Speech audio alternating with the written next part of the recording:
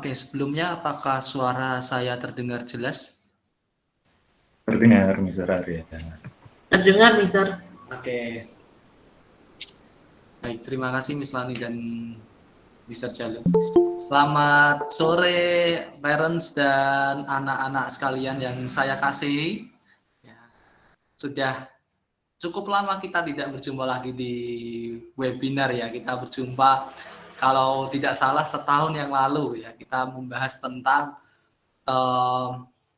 bagaimana memilih ya masa depan ya yang sesuai dengan harapan anak dan menyinkronkan dengan harapan orang tua. Nah, kali ini kita akan membahas hal baru ya, meskipun hal ini juga sering dibahas, tapi menurut saya hal ini juga relevan dengan perkembangan zaman dari waktu ke waktu ya. Tema kita pada webinar hari ini adalah parentship or parenthood.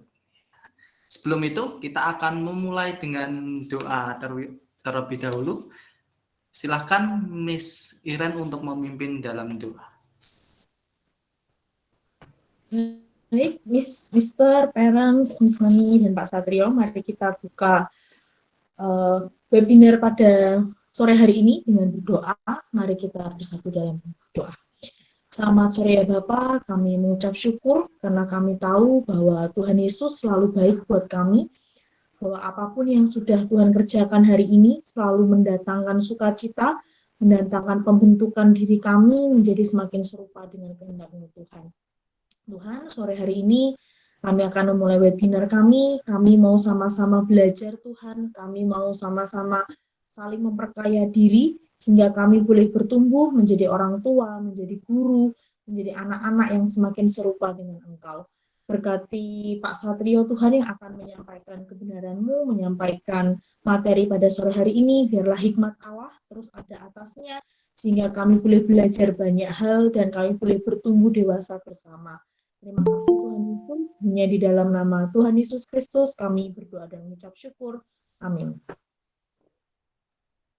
Oke, sebelum kita masuk ke pembahasan materi yang akan disampaikan oleh Pak Satrio dan Mr. Dewo, ya kita akan mendengarkan sepatah dua kata dari Mr. Jalu. Mr. Jalu, waktu dan tempat dipersilahkan.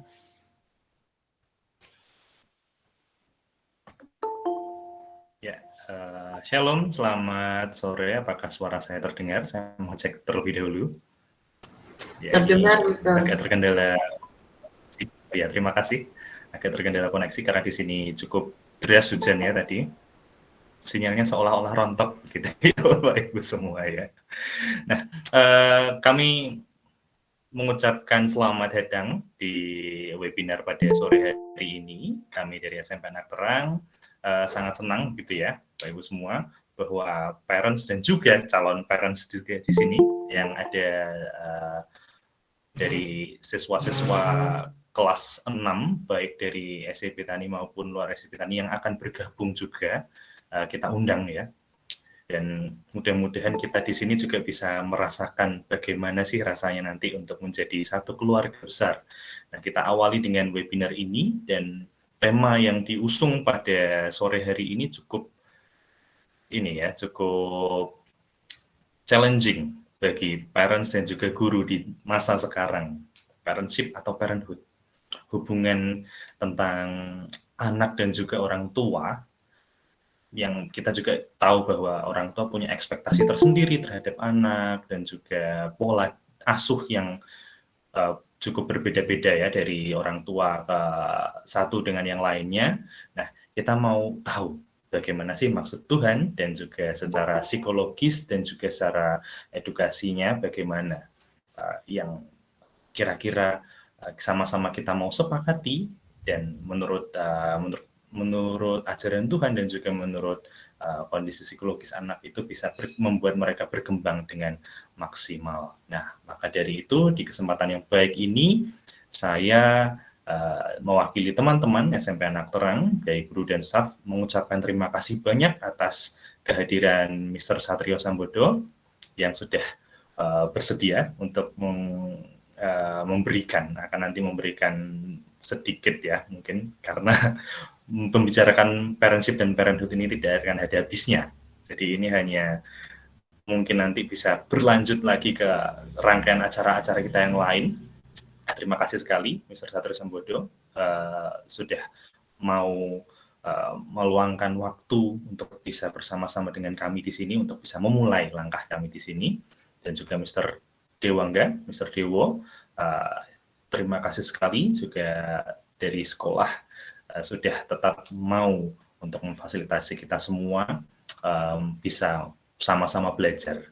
Di sini guru-guru dan juga staf tidak hanya mengajar, tapi juga kita sama-sama belajar ya Bapak Ibu semua. Dan mari dengan sukacita, dengan rahmat Tuhan kita sama-sama mulai webinar pada sore hari ini dengan tajuk Parentship or Parenthood.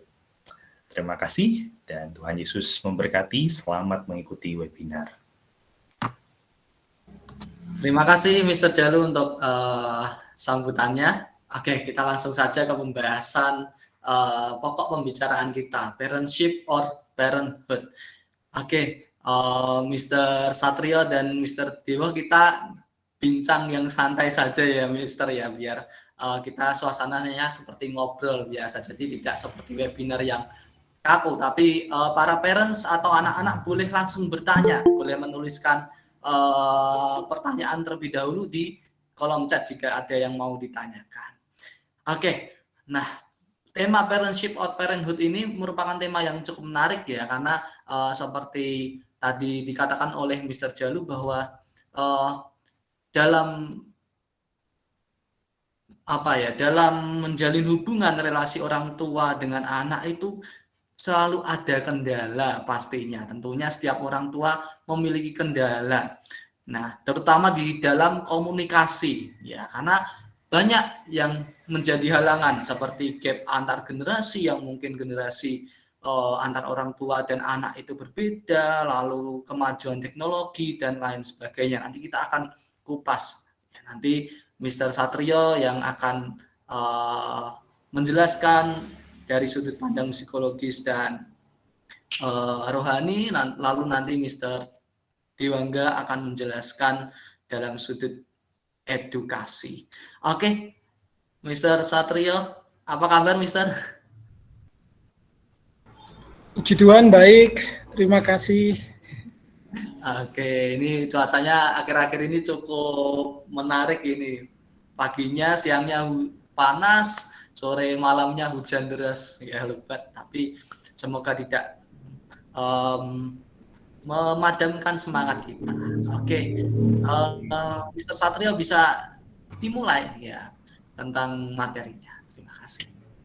Baik, terima kasih waktunya Mr. Arya. Shalom bagi semuanya, guru-guru, orang tua, anak-anakku semuanya.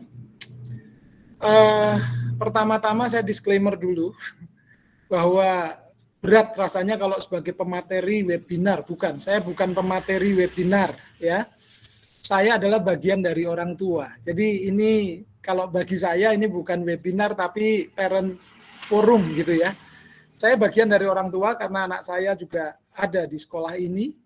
Jadi saya hanya berbagi apa yang saya tahu dan juga sebagai kapasitas sebagai pendeta saya akan sampaikan dari sisi firman Tuhan maupun psikologi. Tentunya apa yang saya sampaikan belum 100% saya bisa lakukan. Saya mau jujur di hadapan Bapak Ibu semuanya, juga anak-anakku, kami sendiri on proses. Ya, jadi kami juga berusaha untuk menerapkannya dan ini menjadi pembelajaran kita bersama-sama. Yang kedua tadi Mr. Jalu mengatakan ini tema challenging buat orang tua dan anak-anak. Iya, dan challenging buat saya untuk mempersiapkan juga. Ini materi yang luar biasa. Baik. Yang ketiga, saya tidak akan membahas terminologi parentship dan parenthood. Karena terus terang aja saya belum mempelajarinya apa bedanya di dalam. Nanti mungkin dari Mr. Dewo yang bisa menjelaskan akan hal ini. Saya akan membawakan materi lebih kepada yang namanya relasi hati, saya sebutnya. Saya izin untuk share ya.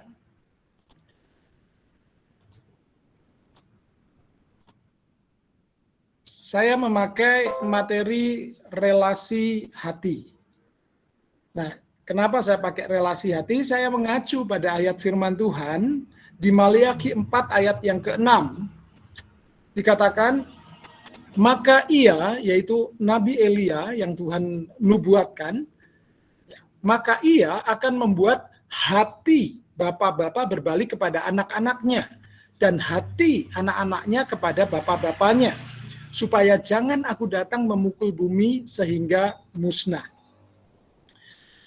Bapak Ibu sekalian juga anak-anakku, seringkali kita tahu bahwa mungkin kita tinggal di dalam satu atap rumah, tetapi hati kita menjauh. Jadi yang Tuhan inginkan yang berbalik adalah hatinya, bukan physically. Bukan relasi fisik, tetapi relasi hati. Karena berbicara tentang relasi hati itu berbicara tentang quality, kualitas dari relasi itu sendiri. Jadi bukan berbicara mengenai physically ada relasi. Saya menemukan banyak di dalam pelayanan saya adanya orang-orang yang tinggal serumah tetapi hatinya menjauh. Itu yang Tuhan tidak inginkan. Yang Tuhan inginkan adalah relasi hati, hati yang berbalik. Bapak-bapak di sini tidak bersifat gender, yaitu hanya laki-laki atau pria dewasa yang memiliki anak, tapi bapak-bapak di sini mengacu sebagai orang tua, gitu ya. Nah, Tuhan ingin agar hati anak kembali kepada orang tuanya dan hati orang tuanya kembali kepada anak. Ada kembali yang namanya relasi. Nah, ini menurut saya dasar dari parentship maupun parenthood. Adanya hati yang saling mengait satu sama lain. Kenapa ini menjadi begitu penting? Ini terjadi di Perjanjian Lama akhir. Setelah itu ada jeda waktu sekitar 400 tahun, baru muncul Perjanjian Baru. Dan di situ terjadi banyak perubahan, banyak gap, terutama dalam hal relasi maupun komunikasi. Sebelumnya, di Perjanjian Lama hanya dipakai bahasa Ibrani, tetapi kemudian di Perjanjian Baru bahasa sudah mulai berkembang. Ada Aram, ada bahasa Yunani, bahasa Ibrani, dan itu membuat kondisi berubah, terutama juga di dalam hal relasi. Nah, Tuhan menubuatkan sebelum itu terjadi, Tuhan berkata tetap jaga relasi hati antara bapak dengan anak atau orang tua dengan anak dan anak dengan orang tua. Jaga itu. Karena mungkin sekali lagi physically kita dekat, tetapi hati kita bisa menjauh. Nah, kemudian di Perjanjian Baru ada ayat juga yang mengatakan di 2 Timotius 3 ayat 1 dikatakan peringatan, ada satu peringatan ditulis ketahuilah. Jadi hati-hati. Gitu ya, ketahuilah bahwa pada hari-hari terakhir akan datang masa yang sukar. Nah, masa sukar ini boleh diterjemahkan macam-macam. Tetapi konteksnya di dalam hubungan orang tua dan anak, ini juga menjadi sebuah masa yang sukar. Karena apa? Saat ini, sesungguhnya, kalau mau jujur, antara orang tua dan anak, itu memiliki banyak perbedaan. Gaya hidup kita berbeda. Bapak-bapak pasti memiliki pemikiran, atau orang tua memiliki pemikiran sendiri, anak memiliki pemikiran sendiri. Gaya hidupnya berbeda, pola pikirnya berbeda, cara pandangnya berbeda. Nah, ini kemudian berpengaruh kepada cara komunikasi yang tanpa kita sadari lambat laun mulai renggang. Saat ini sama seperti Bapak Ibu mungkin alami, saya juga mengalami adanya anak-anak yang lebih banyak diam daripada berkomunikasi. Karena ini didasarkan pada gaya hidup, pola pikir maupun cara pandang yang berbeda.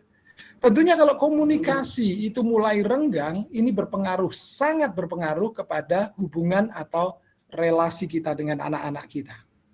Nah, apa sih penyebabnya? Gaya hidup berbeda, pola pikir berbeda, cara pandang berbeda. Salah satunya kita bisa melihat adanya perbedaan generasi. Kita tahu ini ya, kita pelajari sebentar dengan cepat. Bagi Bapak Ibu yang lahir di tahun 1922 sampai 1945, Bapak Ibu masuk dalam golongan tradisionalis. Saya kira untuk di webinar ini nggak ada ya di sini ya. Semuanya sudah rata-rata minimal lah baby boomers yang lahir di tahun 1946 sampai 1964. Kalau saya juga sudah tua ini, usia sudah 52 tahun.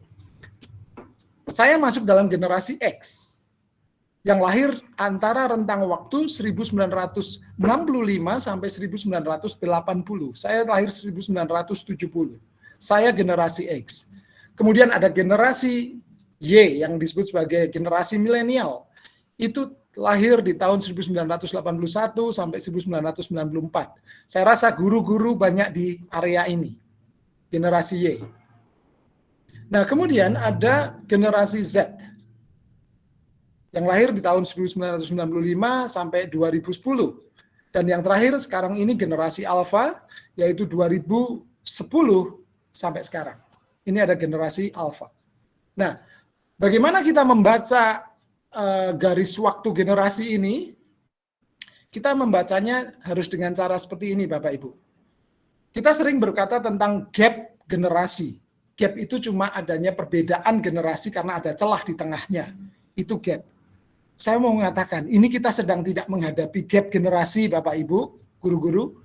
Kita sedang mengalami yang namanya lompat generasi, leaping. Lompat generasi antara kita dengan anak-anak kita. Antara guru-guru dengan anak didik. Itu tidak hanya sekedar gap, tetapi lompat. Contoh, orang tua boomers, anaknya bukan Y, harusnya kan langsung turun, kalau gap itu kan langsung turun satu tingkat, yaitu Y. Enggak. Orang tua boomers, anaknya bukan bukan X, tetapi Y. Harusnya kan boomer baru X dulu, baru Y. Tetapi langsung Y. Coba perhatikan, seperti saya misalnya, saya generasi X, anak saya bukan Z. Anak saya lahir di generasi, saya X, anak saya bukan Y atau Y. Anak saya generasi Z yang lahir di tahun 1995 sampai 2010. Anak saya yang paling gede 2004, anak saya yang kedua yang bersekolah di sini 2008. Itu masuk generasi Z. Jadi saya tidak berhubungan dengan generasi langsung di bawah saya, yaitu generasi Y, tetapi saya berhubungan dengan lompat generasi, yaitu Z. Demikian juga Bapak Ibu, yang mungkin banyak lahir di generasi millennials atau generasi Y, putra-putri Bapak Ibu atau murid Mr. Miss itu bukan di generasi di bawahnya, tetapi lebih banyak di generasi yang lompat pastinya.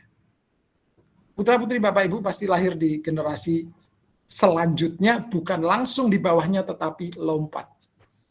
Nah, ini sangat challenging, betul tadi dikatakan, sangat menantang untuk membuat sebuah relasi, membuat sebuah hubungan, karena apa?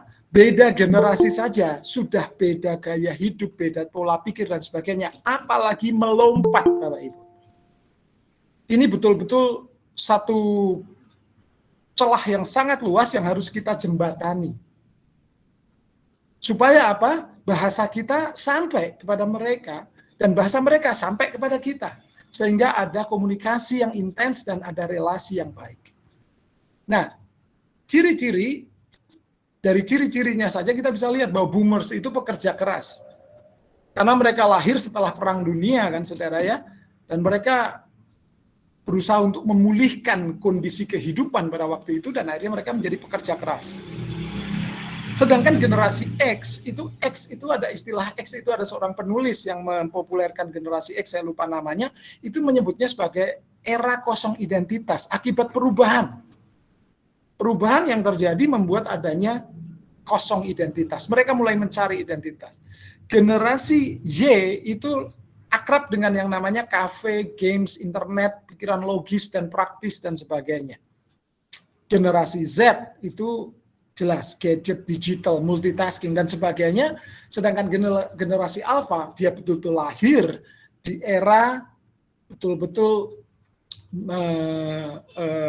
era komunikasi digital itu ada.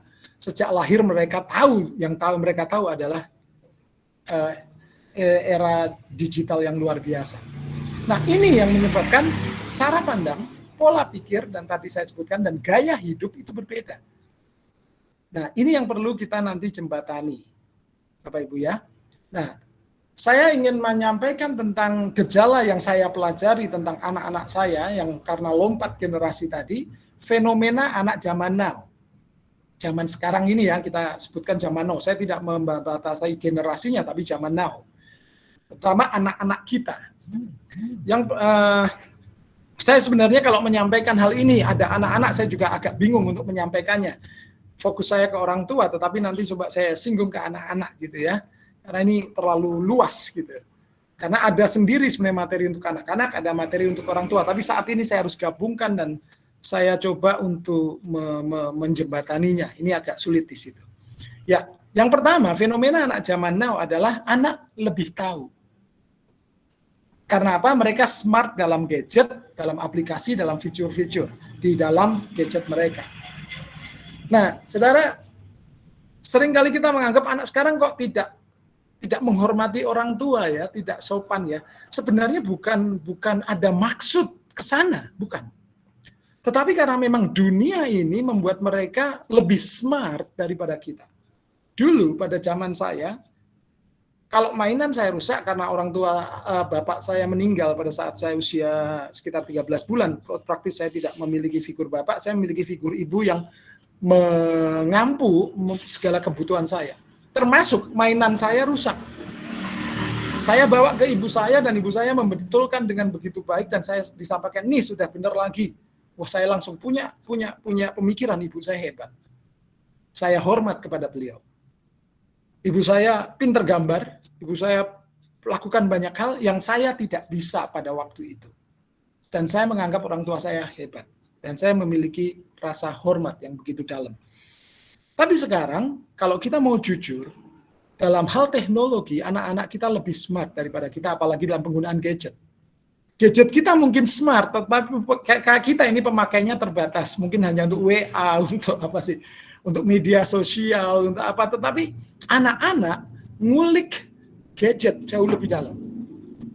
Kalau dulu mainan anak-anak rusak datang ke orang tua, sekarang kalau gadget orang tua rusak datang kepada anak-anak. Betul ya? Tolong dong ini papa kok hang nih, gimana caranya gitu ya. Nah, dikasih ke anak-anak dan anak-anak membetulkan. Ini udah pak, udah mah. Jadi mereka merasa lebih tahu. Artinya mereka tidak hormat bukan karena tidak hormat, bukan. Karena mereka merasa kita punya equality. Dalam satu hal saya lebih, di dalam hal lain papa mama boleh lebih. Jadi mereka sebenarnya tanpa sadar membuat sebuah equality, kesetaraan. Jadi pola asuh kita bukan pola asuh top down, tetapi lebih kepada sebagai teman, sebagai mentor, sebagai lebih kepada bukan sebagai pemimpin di situ, tapi lebih kepada memimpin dalam kasih. Ini yang perlu kita bangun di dalam pola asuhnya, karena anak-anak jauh lebih tahu daripada kita. Nah, pada saat anak-anak membetulkan gadget kita, terus kita kadang-kadang pengen tahu, ini gimana sih caranya? Anak-anak langsung susah lah jelasin ke papa mama. Soalnya apa? Banyak orang tua kadang-kadang untuk belajar lebih dalam lagi tentang gadget, kadang-kadang mereka enggak lah, yang penting pokoknya bisa gunain selesai. Tapi untuk ngulik lebih dalam, anak-anak lebih canggih untuk itu. Nah, tantangan bagi para guru, kebetulan guru-guru saya lihat banyak adalah generasi milenial, saya rasa nggak ada masalah lah. Saya bersyukur di Bethany itu guru-gurunya muda-muda yang juga menguasai gadget. Nah, ini keren. Ini yang menjadi plus point untuk sekolah ini. Jangan sampai kitanya ini kalau komputer itu ya, kita Pentium 1, anak-anak kita sudah cepat gitu ya. Waduh, jangan. Kita harus bisa mengimbangi. Nah, ini yang perlu kita bangun bagi orang tua yang seumuran saya ke atas, yuk kita belajar. Tetapi bagi guru-guru saya tidak takut, saya sangat percaya bahwa kemampuan untuk aplikasi, untuk dan sebagainya, guru-guru imbanglah dengan anak-anak didik. Nah, kemudian ini juga berpengaruh, wawasan anak-anak lebih luas karena akses informasi lebih mudah. Ini yang perlu kita pahami dari anak-anak kita terlebih dahulu. Nah, guru-guru sekarang karena gadget friendly dan juga informasi teknologinya juga friendly, saya rasa ini dengan mudah akan diimbangi dan guru-guru bisa menjadi teman belajar bagi anak-anak dengan sangat baik. Nah, kemudian yang terjadi adalah anak-anak sekarang itu multi talent, multitasking. Dia bisa mengerjakan 2-3 hal sekaligus dalam satu waktu. Beda dengan saya ke atas, ya. Makanya guru-guru yang generasi milenial jangan merasa tua. Tetaplah muda, kalau saya bilang. Dan kita juga yang 50 tahun ke atas, tolong jangan merasa tua, Bapak Ibu. Tetaplah muda, tetaplah belajar. Miliki sikap pembelajar. Multitasking, anak-anak itu kadang-kadang membuat kita nggak bisa nangkep. Kalau kita mungkin, kita ini kayak komputer yang kalau bisanya running cuma satu program aja. Begitu dikasih 2-3 program langsung ngehang gitu. Tetapi anak-anak enggak.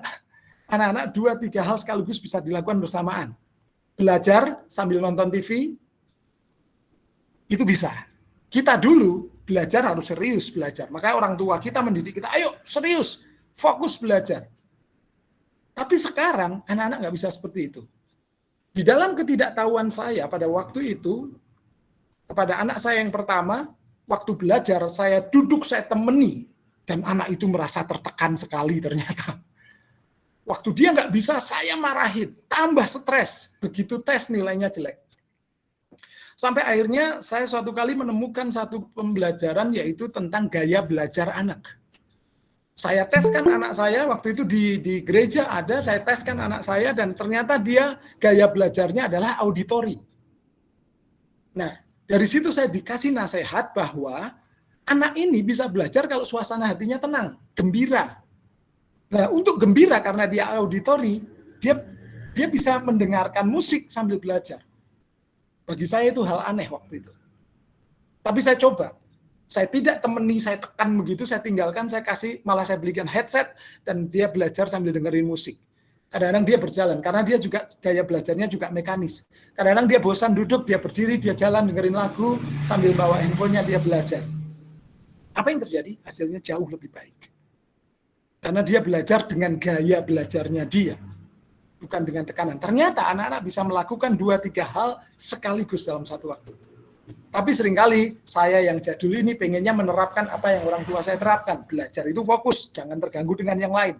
Tapi kalau anak-anak sekarang multi talent, multitasking. Dia harus terakomodir itunya sehingga bahagia dan bisa belajar dengan baik. Mereka bisa belajar atau bekerja dengan bercanda. Kalau kita orang-orang tua seringkali pokoknya serius gitu ya, dan itu ternyata menekan. Makanya Bapak Ibu pahami hal ini fenomena anak zaman now supaya kita tidak salah dalam address mereka, dalam memperlakukan mereka dalam hal belajar, bekerja dan sebagainya.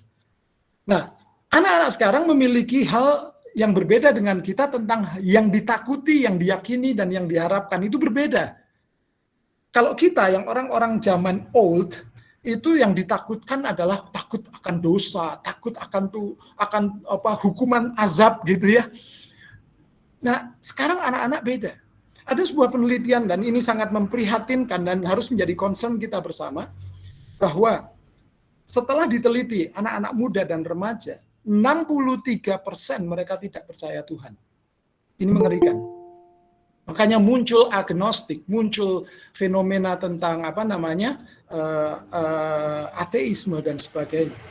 Karena yang mereka takuti bukan hal-hal yang menurut anggapan mereka seperti itu. Mereka tidak takut yang namanya setan.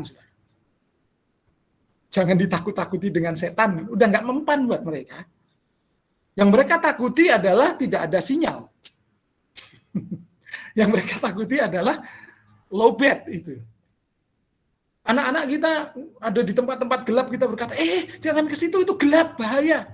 Tapi di sini sinyalnya kenceng, Pak. Nah, itu ya, ini beda ya. Jadi ini harus kita pahami bahwa mereka hidup di zaman, di era yang berbeda. Jangan terapkan ke sana apa yang kita yakini. Nah, Bapak Ibu yang dikasihi Tuhan, ini yang perlu kita pahami tentang anak-anak kita. Sehingga kita bisa memperlakukan anak-anak kita dengan cara yang lebih pas. Firman Tuhan mengatakan, didiklah anak sesuai dengan zamannya. Bukan sesuai dengan zaman kita. Dalam hal berkomunikasi, pola pikir, sudut pandang, anak-anak belum pernah ada di posisi kita. Jadi jangan paksa mereka untuk berpola pikir seperti kita dan diceritain tentang kejayaan kita zaman dulu. Banyak kan orang tua berkata, "Allah, papa dulu seumuran kamu bisa begini, bisa begitu, bisa begini. Mama dulu seumuran kamu nih loh sudah berani, masa sekarang kamu ke warung aja nggak bisa," dan sebagainya. Anak belum mendapatkan gambaran betapa hebatnya bapaknya dulu karena pengalaman seperti itu. Tapi zaman berubah. Anak tidak bisa kita paksa masuk ke pola komunikasi kita, tetapi kita pernah di posisi anak. Jadi lebih mudah mana? Anak dipaksa naik atau kita dengan sukarela turun dalam bahasa mereka dan dalam gaya pikir mereka? Saya rasa jauh lebih mudah kalau kita masuk ke dalam gaya hidup mereka. Sehingga terbangun komunikasi dan relasi. Ini yang saya ingin sampaikan mengenai fenomena anak zaman now yang perlu kita ketahui. Masih banyak lagi, tapi nanti satu kali kita akan bicara hal yang lebih lagi. Nah, sekarang ini anak-anak mendapatkan segala sesuatunya dari Google. Kita ngomong gini nih, saudara. Seperti kemarin kami ada perjalanan bersama satu keluarga. Sebelum kita sampai ke tempatnya, anak-anak sudah tahu bagaimana di sana, lewati apa, di sana macet atau tidak. Google sudah memberitahu. Betul ya? Mau berbicara tentang topik apa, Google jauh lebih menjelaskan, jauh lebih dalam daripada kita. Dulu, guru-guru adalah sumber ilmu. Tapi sekarang, Google adalah sumber ilmu. Walaupun banyak di Google aplikasi-aplikasi yang belum bisa diverifikasi, seperti Wikipedia itu belum bisa diverifikasi kebenarannya. Itu yang perlu, makanya kita ada di situ untuk menjadi teman belajar, bukan sumber ilmunya. Oleh sebab itu, apa yang bisa kita lakukan sebagai orang tua, sebagai guru? Berikan apa yang Google tidak bisa beri. Apa itu? Yang pertama adalah orang tua wariskan keselamatan atau lahir baru dalam diri anak. Wariskan nilai, karena dunia ini berubah terus dengan begitu cepat. Oleh sebab itu keluarga perlu nilai-nilai yang tidak pernah berubah, yaitu firman Tuhan. Matius 24 ayat 35 mengatakan langit bumi akan berlalu, artinya akan terus terjadi perubahan. Ada yang dalam tempo cepat, ada yang begitu lambat, tapi itu pasti berubah. Segala sesuatu berubah. Yang tidak berubah adalah perubahan itu sendiri. Nah, firman Tuhan berkata, langit bumi akan berlalu, tetapi perkataanku, yaitu firman Tuhan, tidak akan berlalu. Ini perkataan Tuhan Yesus sendiri. Firman itu firm, tidak pernah berubah dari abad ke abad, dari zaman ke zaman, dan sudah teruji. Firman ini yang menuntun anak kepada pengenalan kepada Yesus, dan mereka mengalami lahir baru. Kalau anak sudah memiliki roh yang sama, kita mungkin secara jiwani kita boleh berbeda. Fisik jelas kita beda dengan anak kita. Jiwa, pola pikir, tadi sudut pandang, dan sebagainya kita boleh beda. Tetapi roh harus tetap sama. Roh yang lahir dari Allah. Itu yang perlu kita miliki dalam diri anak-anak kita. Dan bagaimana supaya anak-anak mengenal firman harus ada dalam rumah tangga kita. Orang tua upgrade diri dengan lebih mengenal Tuhan. Supaya itu bisa kita wariskan ke anak-anak kita. Saudara, ini agak ekstrim saya katakan, saudara boleh setuju atau tidak. Sebagai orang tua kita punya banyak kewajiban. Saudara bisa memberikan makanan terbaik, gizi terbaik, sekolah terbaik, tempat tinggal terbaik, fasilitas terbaik, sampai anak itu kemudian lulus dengan nilai terbaik, bahkan S1, S2, S3, bahkan menjadi profesor sekalipun di masa depan, atau anak itu sukses di masa depan melalui apa yang sudah kita berikan sebagai tanggung jawab kita orang tua kepada anak. Tapi, kalau nanti di ujungnya mereka meninggalkan Tuhan Yesus, saya mau harus katakan, kita gagal menjadi orang tua. Karena warisan terbesar yang bisa kita berikan ke anak-anak kita adalah warisan keselamatan. Karena itu menyangkut kehidupan sekarang dan kehidupan akan datang. Kalau warisan uang itu diletakkan di tangan anak kita, Dan itu bisa habis sewaktu-waktu atau bisa diambil orang sewaktu-waktu. Tetapi warisan iman atau warisan kelahiran baru dalam Yesus Kristus itu kita taruh dalam roh anak kita dan tidak ada seorang pun bisa mengambilnya. Dan itu menentukan apakah kita berkumpul kembali di dunia ini dan di dunia yang akan datang. Kalau warisan fisik itu hanya mengumpulkan kita saat ini. Tapi kalau kehilangan keselamatan kita akan terpisah selama-lamanya. Dan yang kedua adalah wariskan pengalaman. Kalau Bapak Ibu adalah seorang pengusaha, ajak anak-anak saudara untuk memiliki pengalaman berwirausaha, boleh. Walaupun mungkin anaknya belum tahu, ajak. Ada pengalaman. Bapak Ibu sebagai hamba Tuhan, ajak untuk bersama-sama melayani. Bapak Ibu sebagai ajak anak-anak banyak mengalami pengalaman. Itu Google tidak bisa berikan. Google hanya sekedar informasi. Tetapi praktek pengalamannya bisa Bapak Ibu lakukan atau guru-guru lakukan bersama-sama. Nah, warisan ini bisa terjadi kalau ada relasi. Baik itu warisan lahiran baru maupun warisan pengalaman, ini bisa terjadi kalau ada relasi di antara orang tua dan anak. Kalau relasi itu putus, Google akan ambil alih tugas dan tanggung jawab Bapak Ibu. Oke. Terakhir, untuk masuk kepada judul yang saya kasih tadi tentang relasi hati. Bapak Ibu Saudaraku, semua orang, saudara saya, anak-anak kita semuanya, anak-anak juga membutuhkan yang namanya kebahagiaan, kesenangan gitu ya. Nah, saat ini jujur-jujurnya gadget memberikan kesenangan, memberikan kebahagiaan ke anak-anak. Betul atau betul anak-anak? Guru-guru pun, orang tua pun merasa, itu loh, ini ada anak saya yang jawab betul di sana. Gadget bisa membawa rasa kebahagiaan loh.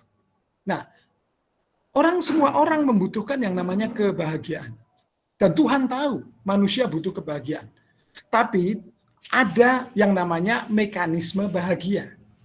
Untuk melahirkan kebahagiaan, Tuhan membuat sebuah mekanisme, yaitu relasi, hubungan. Makanya, Tuhan waktu menciptakan manusia kemudian membuat sebuah hubungan, relation. Saya mau katakan kekristenan bukan religion. Christianity is not religion, but relation. Relasi antara manusia dengan Tuhan. Pada saat manusia berhubungan dengan Tuhan, ada relasi, tidak terganggu hubungan itu, relasinya indah, otomatis manusia bahagia sebenarnya. Tuhan tahu itu. Mekanisme bahagia adalah relasi. Tapi kemudian datanglah dosa. Dosa itu yang dirusak adalah relasinya. Hubungan manusia dengan Tuhan terpisah oleh karena dosa. Sehingga manusia tidak bisa bahagia. Memiliki kebahagiaan sejati, mekanisme bahagianya tetap ada, tetap butuh relasi. Tetapi sumber kebahagiaannya jadi berubah. Mereka mencari kebahagiaan dari sumber yang lain. Dari kekayaan, dari jabatan, dari ketenaran, dari apa-apa, dan itu fake. Bahagia yang sifatnya semu. Karena kebahagiaan sejati manusia adalah terhubung dengan penciptanya. Dan itulah yang dirusak oleh dosa. Mekanismenya tetap, bahagianya harus ada relasi, tetapi sekarang sumbernya berubah. Nah, saudaraku, ini yang harus kita perbaiki bersama-sama. Bagaimana membawa keluarga kita mengenal Tuhan, memperbaiki relasi dengan baik. Yesus sudah lakukan untuk memperbaiki relasi itu dengan datang ke dunia, mati di salib, dan untuk memperbaiki hubungan kita dengan Bapa, dengan surga. Untuk supaya apa? Manusia bahagia. Nah, saudaraku ini kasih Tuhan, di dalam relasi yang sejati, sebenarnya ada rasa aman. Saudara, kalau saudara berdoa, saudara nyembah Tuhan, saudara ada di suasana yang indah dalam hadirat Tuhan, ada relasi hati yang dekat dengan Tuhan, yang kita rasakan rasa aman kan, rasa bahagia. Nah, pada saat hati ini aman, secure, dia akan lapor ke otak. Dan otak akan perintahkan kelenjar endokrin untuk memproduksi serotonin. Ada hormon-hormon kebahagiaan yang akan diproduksi. Ada senyawa kimiawi di tubuh kita yang akan terproduksi dan itu membawa kebahagiaan. Nah, saudaraku, saya coba mengulik sebelum saya masuk ke webinar pertemuan ini, saya menemukan tentang hormon-hormon kebahagiaan, saudara. Kasih non-seksual itu akan memproduksi melatonin. Saya coba nanti Bapak Ibu googling ya. Nah, ini kembali kita bergantung kepada Google kan, benar kita aja bergantung, saudara ya. Nah, itu akan membawa kebahagiaan, adanya kasih. Kasih antara orang tua dan anak itu memproduksi melatonin, hormon kebahagiaan yang disebut melatonin. Kemudian ada kasih seksual antara suami istri akan memproduksi oksitosin. Rasa gembira itu memproduksi endorfin. Endorfin ini akan memboost satu kelenjar lagi yang akan memproduksi yang namanya imunitas tubuh. Makanya betul firman Tuhan katakan hati yang gembira adalah obat yang manjur. Kalau kita memiliki rasa gembira yang banyak, endorfin terproduksi banyak, dan kita memiliki imunitas tubuh yang luar biasa, nggak akan sakit. Karena kita bergembira. Ada senyawa kimiawi yang Tuhan sudah taruh di dalam tubuh kita untuk terproduksi, untuk memberikan ketahanan daya tahan tubuh. Nah, sekarang ini orang karena relasi terpisah, terutama relasi orang tua anak, kasih sayang tidak didapat, suami istri dan sebagainya, mereka tidak bahagia, lalu mencari narkoba untuk merangsang dopamin, untuk memproduksi hormon-hormon bahagia tadi, saudara. Ini yang berbahaya. Kenapa orang membutuhkan narkoba? Supaya dia bahagia untuk melupakan ketidakbahagiaannya. Orang yang kena narkoba biasanya hubungan dengan orang tua, hubungan dengan relasinya pasti bisa dipastikan rusak. Dan dia butuh senyawa kimiawi lain untuk bahagia, tapi disuntikkan dari luar tubuh. Sedangkan yang tadi adalah kimiawi produksi tubuh supaya bahagia. Tetapi kalau bahagia mereka suntikan dari luar tubuh, yang itu yang disebut morfin. Sebenarnya yang saya sebutkan tadi, hormon-hormon itu adalah morfin alamiah yang Tuhan sudah taruh di tubuh kita, yang akan terproduksi kalau kita ada relasi. Tetapi persoalannya karena relasi rusak, kita butuh yang dari luar untuk membangkitkan kebahagiaan. Nah, sekarang ini gadget itu bisa dipakai untuk memproduksi merangsang dopamin. Ini masalah Bapak Ibu. Begitu anak kenal gadget, mereka merasa bahagia, seolah-olah mereka tidak lagi butuh relasi. Ini berbahaya. Makanya Bapak Ibu kalau boleh yang anaknya masih bayi, jangan langsung dihadapin gadget. Kalau bisa. Karena apa? Anak harus merasakan kenikmatan relasi terlebih dahulu sebelum dia mengenal gadget. Sehingga gadget boleh menjadi bagian dari bagian dari hal yang membahagiakan, tapi bukan sumber utama. Itu sumber kesekian. Hanya untuk rekreasi atau hanya untuk sebagai alat. Hanya untuk alat bantu. Tetapi anak harus merasakan yang namanya kenikmatan relasi antara orang tua dan anak. Itu harus kita penuhkan dalam mereka. Mereka harus merasakan bahasa cinta yang keluar dari orang tuanya. Sehingga komunikasi bisa terjadi dengan baik. Hati anak akan kembali kepada bapak, bapak kembali kepada anak dengan cara apa? Membangun relasi hati. Cinta orang tua yang sungguh-sungguh. Saya tidak memakai tentang istilah quality time atau quantity time untuk membangun relasi. Quality time seringkali orang menggunakan ini sebagai dalih karena waktu tidak punya, yang penting aku kalau ketemu punya quality time. Atau di sisi lain orang berkata, yang penting quantity dong, banyak pertemuan. Bapak Ibu, seringkali kuantitinya banyak tetapi kualitasnya jelek juga nggak bagus. Kualitasnya bagus tapi kurang, kuantitinya juga kurang bagus. Makanya saya berbicara lebih daripada quality dan quantity, saya bungkus dua-duanya di dalam satu relasi hati. Ini yang perlu kita bangun. Adanya bonding yang kuat antara kita dengan anak kita. Melalui bahasa hati, sentuhan hati. Bahkan, kalaupun harus mendisiplin, disiplin dengan hati. Bukan dengan emosi. Yang saya maksud di sini adalah cinta kasih. Dan ini yang saya ingin sampaikan. Nanti kita diskusi lebih panjang. Berikan kepada anak-anak kenikmatan sejati, yaitu relasi hati. Gadget oke, tapi hanya alat bantu, bukan sumber utama. Pada saat anak suka kepada gadget, dopaminnya memang terbangun luar biasa, terproduksi luar biasa. Tetapi ingat, kalau kebanyakan, dopamin itu akan menenggelamkan prefrontal cortex. Apalagi kalau yang dilihat adalah pornografi dan sebagainya, maka akan muncul dopamin yang berlebihan yang menenggelamkan prefrontal cortex. Prefrontal cortex ini adalah bagian pertimbangan manusia, baik buruk, jahat, baik dan sebagainya. Kalau itu terendam oleh dopamin yang berlebihan, dia akan menyusut. Sehingga pertimbangan anak, pertimbangan manusia akan tidak lagi bisa normal. Ini berbahaya. Juga games juga menimbulkan dopamin yang berlebihan. Makanya memang harus ada pembatasan dalam hal itu.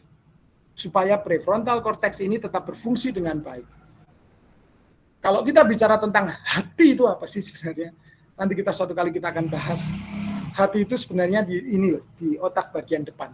Karena kalau kita bedah tubuh kita tidak pernah menemukan bagian tubuh manusia yang bentuknya kayak gini merah, itu nggak ada. Hati ada, liver bukan itu. Jantung bukan. Kita sering gambarkan hati dengan gambar ini kan, atau beginilah ya, sarangnya gitu ya. Sebenarnya itu yang apa namanya? Mengelola itu siapa? Ini prefrontal cortex. Tapi kan nggak enak kan kalau bilang aku mencintaimu, kan lebih enak gini ya daripada aku mencintaimu, kan nggak enak ya. Nah, tapi sebenarnya mekanisme tubuh itu di situ, prefrontal cortex. Jaga PFC itu untuk tetap berfungsi dengan baik. Berarti kita menjaga hati, menjaga pertimbangan, menjaga jahat atau tidak, menjaga dosa atau tidak, itu ada di prefrontal cortex. Nah, Bapak Ibu, mari kita bersama-sama membangun satu kebiasaan dalam keluarga kita, berikan kenikmatan sejati, yaitu relasi hati, lebih daripada kenikmatan yang lain. Bangun masa-masa yang indah bersama keluarga.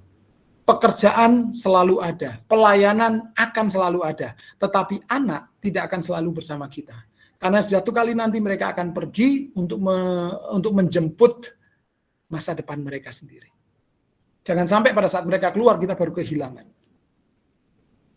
Dan kalau kita tidak berfungsi sebagai orang tua yang baik, Bapak Ibu, maaf, kalau kita tidak berfungsi sebagai orang tua yang baik, kita tidak pernah memeluk anak kita tidak pernah menyentuh anak kita tidak pernah menjamah anak kita, pada saat itu kita alirkan sebuah kasih dan dalam diri mereka akan muncul serotonin tadi, kebahagiaan.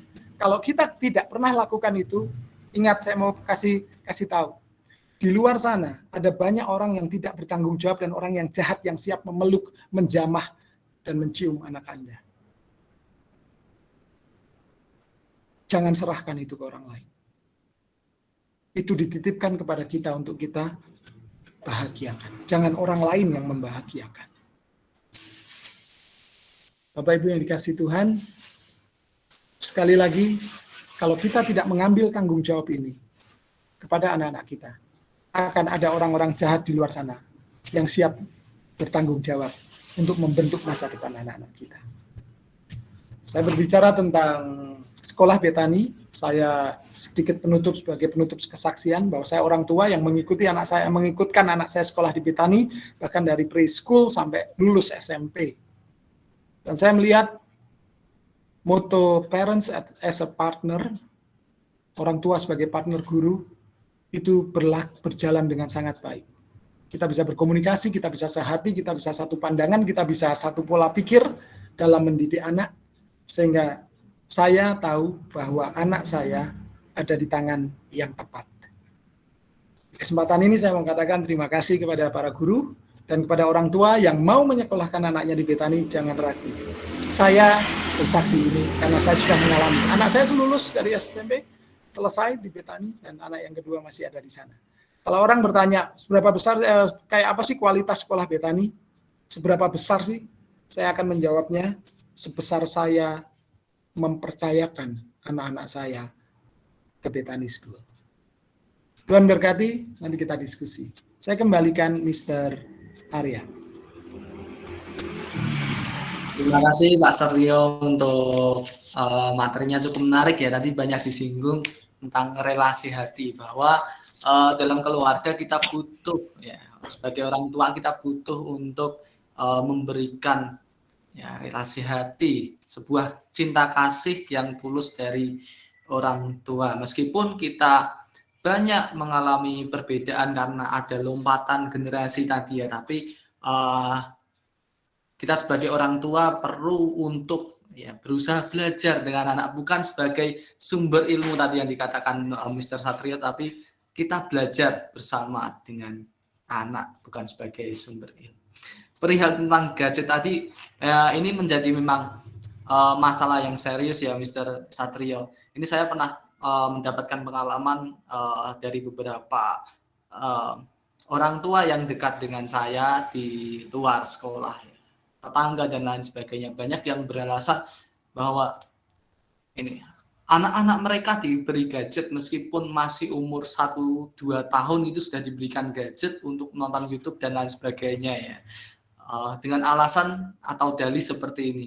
Ya kalau tidak diberikan gadget lalu mengganggu pekerjaan bagaimana? Ya, banyak orang tua yang beralasan seperti itu. Bagaimana kalau mengganggu pekerjaan? Ya. Lalu siapa yang mengurus? Kan diberi gadget bisa tenang, bisa kalem gitu ya. Tapi saya yakin bahwa itu bukan hal yang baik yang diterapkan sejak dini oleh orang tua, karena seperti tadi ya, gadget bisa memberikan kesenangan yang berlebihan ya, yang jika tidak dikontrol itu bisa membahayakan anak ya, kecanduan dan lain sebagainya. Oleh karena itu sebelum mengenal gadget tadi ya, kita harus memberikan relasi hati, kasih kepada anak kita masing-masing. Terima kasih Mr. Satrio. Sebelum kita lanjutkan untuk diskusinya, saya akan beralih dulu untuk Mr. Dewo selaku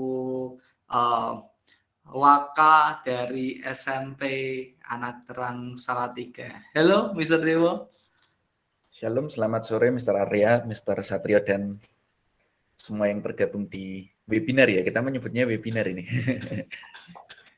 Bincang-bincang. Oke ya, jadi kita bincang-bincang saja ya parents ya, jadi biar tidak kaku gini ya. Jadi untuk Mr. Dewo kita bincang-bincang ya Mr. Dewo ya. Ada beberapa pertanyaan menarik yang saya timbulkan dalam pikiran saya nih Mr. Dewo nih. Ya karena kan untuk menjalin komunikasi atau relasi antara peserta didik dengan orang tua itu tidak lepas dari peran sekolah. Ya, karena dalam sekolah itu anak-anak juga berlatih untuk berkomunikasi, berlatih untuk mencurahkan pendapat dan lain sebagainya. Nah, pertanyaan yang pertama nih Mr. Dewo nih. Bagaimana sih peran sekolah ya dalam menjembatani komunikasi antara peserta didik dan orang tuanya, terutama di SMP Anak Terang ini, Mr. Dewo? Ya, baik, terima kasih. Sebelumnya saya mau apresiasi dulu untuk Mr. Satrio yang sudah membawakan materi dengan luar biasa lengkapnya. Sangat luar biasa, boleh tepuk tangan virtual dulu untuk Mr. Satrio. Ya, jadi menjadi orang tua itu adalah salah satu tantangan ya, sebelum saya beralih ke pertanyaan yang tadi. Menjadi orang tua itu adalah sebuah tantangan yang luar biasa, dan sebelum saya di sini posisinya sebagai guru dan juga sebagai orang tua. Saya juga sudah menjadi orang tua, dan saat kita tuh menjadi orang tua tuh, sebelum kita menjadi orang tua, bahkan kita tuh sudah ada buku-buku pegangan. Saya tuh ingat saya tuh membaca bersama dengan istri saya saat itu, membaca berbagai macam buku tentang parenting, tentang membesarkan anak, usia 1 sampai berapa, dan lain sebagainya. Kemudian saya tuh ada satu pengalaman yang membuat saya sadar tuh bahwa guru yang terbaik itu adalah bukan dari buku-buku yang kita baca, tetapi dari sekolah kehidupan yang tentunya berpegang dari prinsip Alkitabiah. Itu benar-benar saya alami karena saya dulu menjadi orang tua tuh di usia saya yang cukup muda. Di usia saya yang cukup muda, saya tuh harus menjadi orang tua saat itu. Kemudian saya tuh untuk menjadi orang tua, karena ternyata saat menjadi orang tua tuh cukup banyak hal yang berbeda dengan apa yang saya pelajari dari buku. Perkembangan anak usia 1 sampai misalnya 0 sampai 1 tahun. Saat itu anak saya usia berapa bulan, loh kok tidak sesuai dengan buku yang ada di buku ini. Malah saya tuh menjadi stres dan lain sebagainya. Akhirnya saya mencoba untuk mengambil contoh yang terdekat, sosok ayah yang terdekat dengan saya, yaitu ayah saya. Tetapi baru beberapa bulan saya tuh menjadi seorang ayah, saya tuh kehilangan sosok ayah di kehidupan saya. Saya tuh sangat ingat salah satu di tengah kedukaan saya saat itu, saya tuh selalu teringat salah satu kata dari salah seorang teman saya, ayo Dewo, kamu tuh semangat, Tuhan itu memilih kamu, karena kamu tuh kehilangan seorang ayah di saat kamu tuh belajar menjadi seorang ayah. Pasti Tuhan itu punya maksud di situ. Dan ternyata benar, saya bukannya mengesampingkan buku-buku yang tentang parenting dan lain sebagainya, tetap saya baca, tetapi sekali lagi anak itu bukan menjadi objeknya, tetapi itu menjadi subjek dari kehidupan kita, dan anak itu adalah sesuatu titipan Tuhan itu yang benar-benar itu bisa berkembang, dan kita tuh terkadang tidak mengetahui pakem perkembangannya, dan saya tuh belajar banyak bukan dari buku-buku saja, tetapi lebih lanjut lagi adalah dari sekolah kehidupan atau kehidupan kita sehari-hari. Dan sekali lagi yang mau saya katakan di sini, ini bukan sekali lagi saya menggurui para orang tua yang sudah menjadi orang tua yang hebat menurut versi Bapak dan Ibu masing-masing. Ini yang mau saya bagikan ini adalah pengalaman saya, apa yang saya alami selama kurang lebih saya itu menjadi orang tua dan juga menjadi seorang guru. Dan saya menjadi guru, menjadi seorang pengajar itu sejak tahun 2012, dari berbagai macam level saya sudah pernah mengalaminya. Dulu saya TK itu pernah menjadi guru TK, pernah selama beberapa hari. Luar biasa sekali menjadi guru TK, menjadi guru SD, di SD Betani itu saya pernah. Sekarang saya di SMP Anak Terang. Dulu PPL selama beberapa bulan saya di SMA pernah, dan saya juga mengajar juga di level universitas juga pernah. Kemudian mengajar yang seumuran saya atau yang lebih tua dari saya itu juga pernah. Tapi sekarang Tuhan menempatkan saya di SMP Anak Terang, di mana fase yang kata banyak orang ya, bukan sulit, tapi yang paling menantang dari tumbuh kembang anak itu ada di situ. Fase SMP, fase remaja. Mungkin dulu Pak Satrio juga pernah mengalaminya, tapi sekarang sudah melewati ya. Kalau tidak salah sudah lulus SMA ya sekarang ya, anaknya sudah hampir sudah mau berkuliah nih. Selamat untuk kelulusannya. Tapi kalau kita mau flashback sebentar, memang benar ya, anak-anak di level SMP khususnya, tanpa saya mendiskreditkan level yang lain, itu merupakan fase yang cukup rumit ya. Kalau saya observasi, itu ada anak-anak saya yang dulu waktu SD itu saya pegang, waktu saya masih mengajar di SD Betani, kemudian mereka tuh masuk ke SMP Anak Terang, mereka tuh mengalami banyak sekali perubahan dalam hal sikap, dalam hal kepribadian, dari yang semula tuh ceria dan lain sebagainya, menjadi tertutup, menjadi seorang yang defensif terhadap ada masalah, atau bahkan menjadi seorang yang reaktif terhadap masalah yang menimpa mereka. Di sini sekolah itu memiliki peran yang penting di dalam menjembatani antara komunikasi siswa dan juga orang tua. Karena ini menurut pengalaman saya yang sudah pernah saya alami sebelumnya, ada banyak kekurang kelopan komunikasi antara siswa dan juga dengan orang tua yang mungkin juga pernah Bapak dan Ibu alami. Masalahnya itu adalah seperti ini. Mungkin ada orang tua itu yang merasa bahwa semuanya itu baik-baik saja saat menanyakan kabar dari anaknya. Misalnya, kemarin tesnya bagaimana? Bisa tidak? Oh bisa Pak, bisa Mah. Kita percaya kepada anak kita. Kemudian, kamu di sekolah bagaimana? Dengan teman-teman, oh menyenangkan.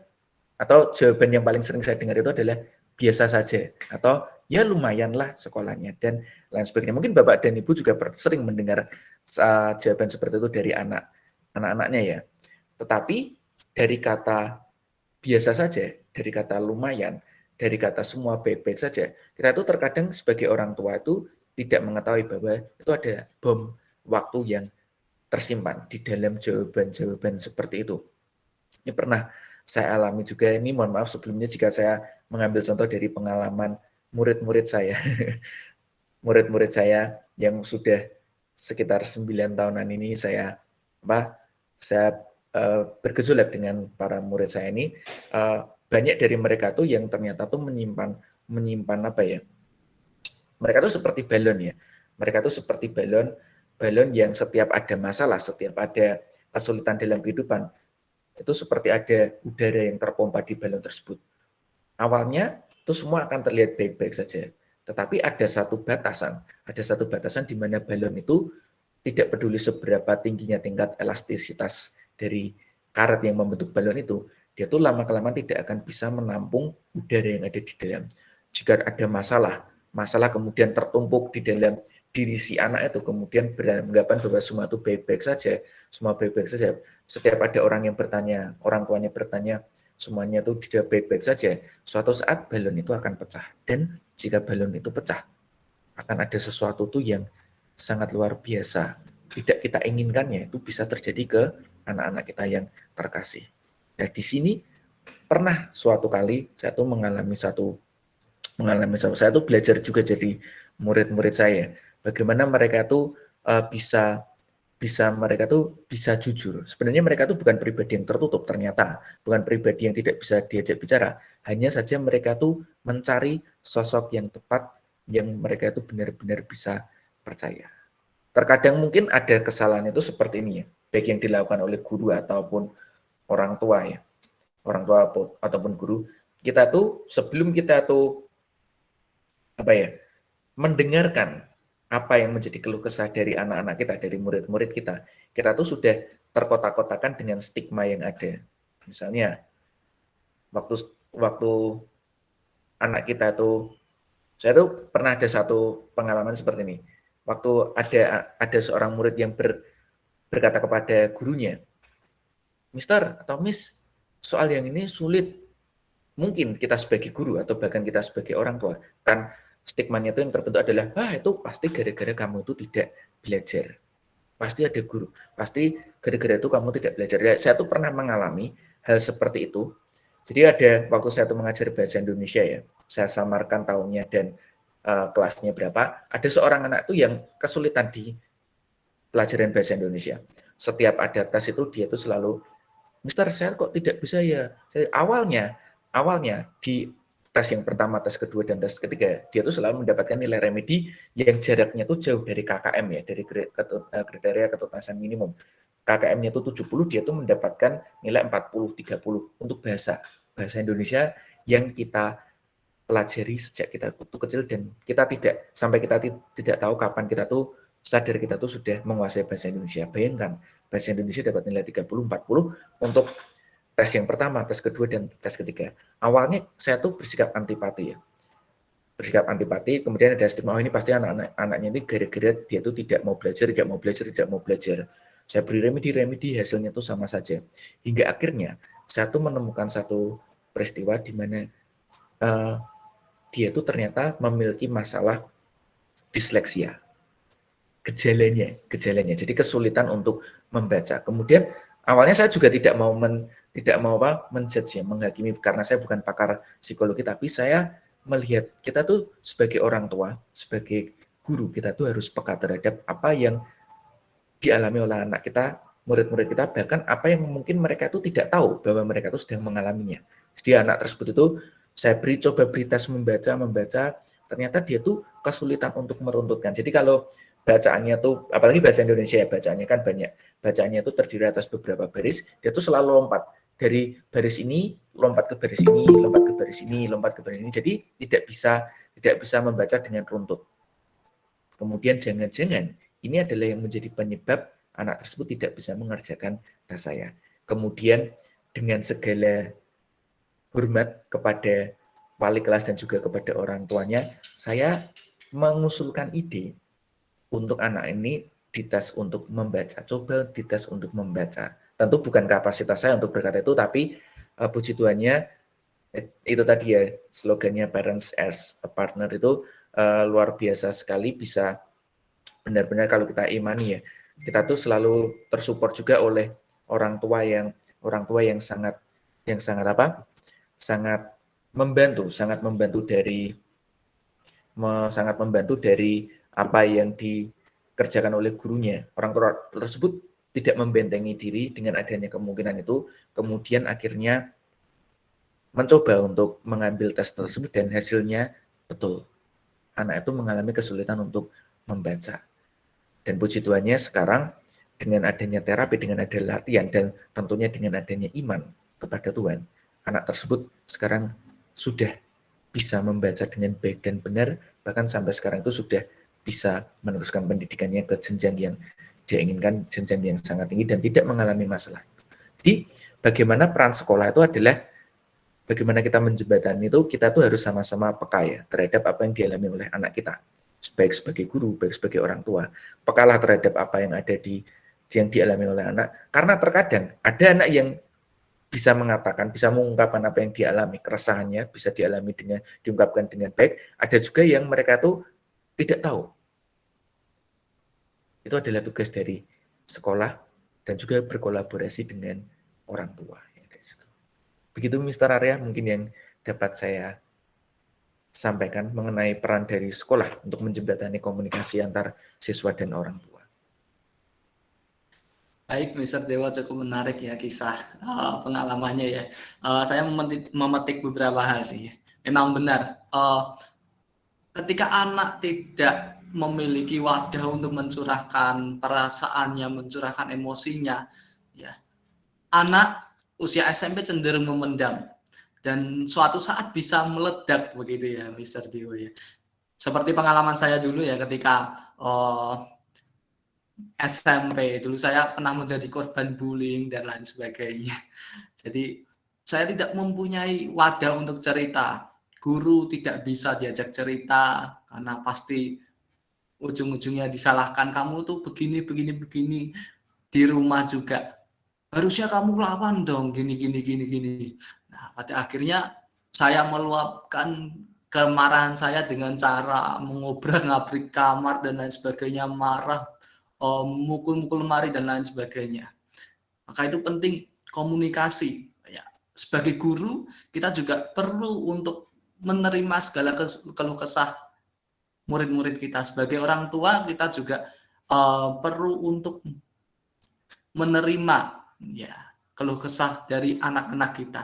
Mungkin saya juga tidak menggurui karena saya juga belum menjadi seorang ayah dan saya belum menikah juga, masih lajang ya.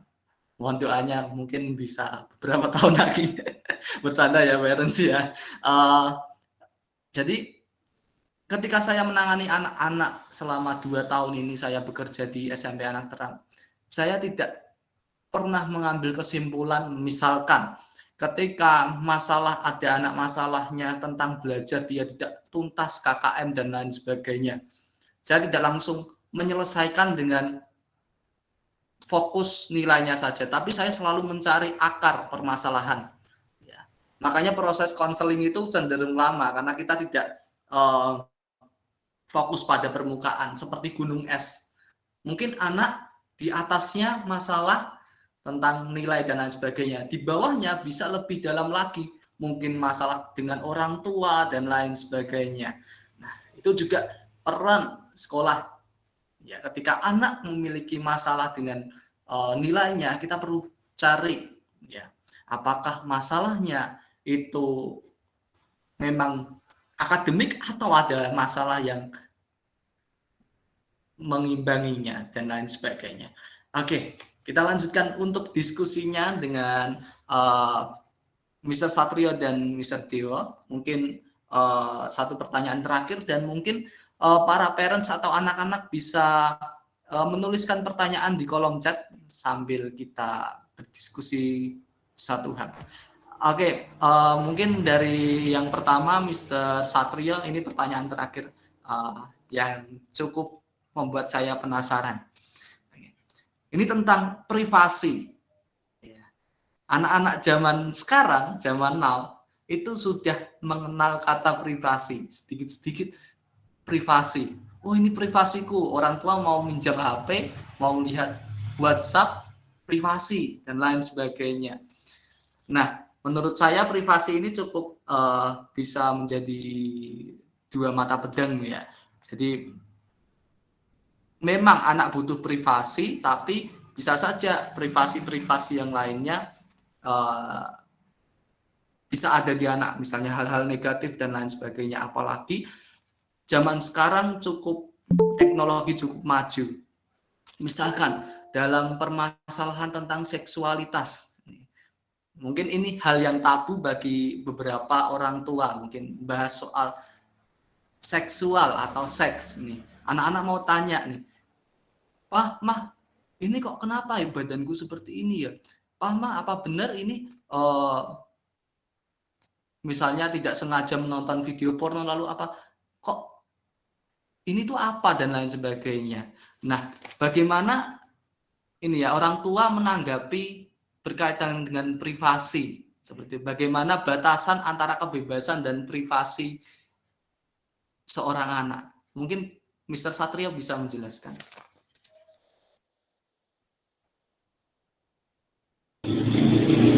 Sebentar. Ada motor lewat sebentar, jadi mungkin agak berisik. Rumah saya di samping Mandalika, jadi ya kalau ada. Oke. Berbicara mengenai privasi, saya mungkin jawabannya tidak bisa menjawab, ini jawaban eksak, bukan ya. Ini it depends bagaimana kita membangun relasi dalam keluarga kita masing-masing. Tetapi saya juga tidak berbicara idealnya seperti ini, tidak. Saya hanya menceritakan apa yang saya lakukan di rumah kami. Siapa tahu itu bisa menginspirasi, dan mungkin itu menjadi jawaban gitu ya. Jadi ini masih debatable sekali. Tapi bagi kami menerapkan, yang saya jawab, tadi kan pertanyaan saya bisa bagi dua ya, tentang pertanyaan tentang privacy secara personal masing-masing anggota keluarga gitu ya. Betul ya? Oke. Di keluarga kami sudah terapkan sejak awal. Gini, kami membuat visi keluarga waktu itu. Orang sering kerja di perusahaan, bikin visi perusahaan gitu ya.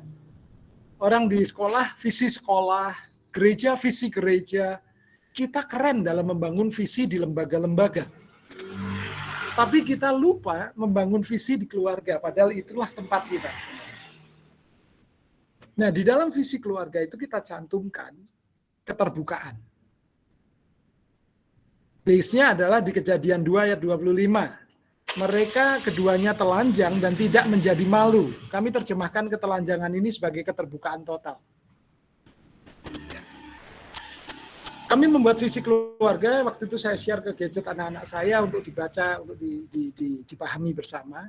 Kita juga pas bikinnya juga bareng-bareng. Oh, punya pikiran apa untuk papa mama? Papa mama punya pikiran apa gitu-gitu. Dalam artian bahasa sederhana ya, bahasa sederhana kami masing-masing, bukan bahasa yang formal. Tapi kemudian saya mulai utak-utik, kira-kira di breakdown yang kira-kira bahasa yang sederhana bisa dipahami. Salah satunya adalah mengenai gadget. Karena kita zaman hidup yang terikat dengan gadget kan. Kami sepakat bahwa yang namanya gadget di rumah ini adalah bukan barang privacy. Kita sudah sepakat dari awal. Ini bukan barang privacy. Kenapa? Saya sendiri mengakui saya bisa jatuh karena ini. Saya butuh orang lain sebagai bentuk accountability, pertanggungjawaban saya tentang penggunaan ini dengan benar. Saya butuh istri saya butuh anak-anak saya. Demikian juga sebaliknya kami juga saling butuh untuk gadget ini. Jadi di rumah kami boleh di password atau dikasih pola. Tetapi kita saling tahu semuanya. Polanya kayak apa. Passwordnya apa. Jadi sewaktu-waktu ini ditaruh mau dibuka siapapun silahkan di dalam anggota rumah keluarga kami. Karena kenapa kita pola atau kita kasih password kalau di luar kan gitu ya. Itu di luar bisa menjadi privacy. Tapi di dalam rumah yang kami coba untuk bangun adalah relasi keterbukaan. Ya disinilah kita bicara tentang alat ini bukan alat privasi kalau di rumah. Kalau di luar oke. Kalau di rumah bukan barang privasi. Saya bisa kapanpun buka gadget istri saya bisa kapanpun buka gadget saya boleh pinjam gadget anak-anak, anak-anak boleh pinjam gadget saya, silahkan. Dan kita saling tahu password. Gitu. Itu dalam hal tadi penggunaannya. Karena di sini jujur-jujurnya hal negatif pun muncul banyak kan. Pornografi ada di sini. Perselingkuhan dimulai di benda ini. Facebook group alumni. CLBK, cinta lama belum kelar, ada di sini semua. Ya. Anak-anak mulai mungkin secara remaja mulai berhubungan di sini semua. Kita sudah sepakat untuk saling terbuka. Tapi di dalam pelaksanaannya, terutama untuk anak remaja, ya, mereka sudah mulai naksir satu dengan yang lain. Privacy yang kami tetapkan adalah, yang kami terapkan adalah, silahkan kamu yang membukakan kepada kami sebagai orang tua. Kamu sedang naksir seseorang, kamu sedang ditaksir seseorang, kami tidak akan memaksa untuk cerita. Tetapi karena kita sudah belajar keterbukaan, silahkan kamu yang cerita ke kita. Dengan sukarela bercerita. Siapa yang sedang naksir kamu, apa yang sudah kamu lakukan, dengan ditaksir itu, kamu sudah nembak, sudah belum nembak, nanti waktunya tunggu, kita jadi teman untuk, tar dulu, boleh lihat, dan sebagainya. Itu yang perlu kita bangun, keterbukaan. Karena keterbukaan itu menjagai kita semuanya. Nah, kalau berbicara tentang privacy, kita juga akan terapkan dalam pola usia. Terutama untuk remaja. Anak saya yang pertama sudah mulai lulus SMA dan tentunya dia membutuhkan privacy lebih. Kita pahami itu. Kita tidak mau, ayo terbuka semua. Enggak. Makanya tadi saya katakan, silahkan kamu yang memulai untuk bercerita.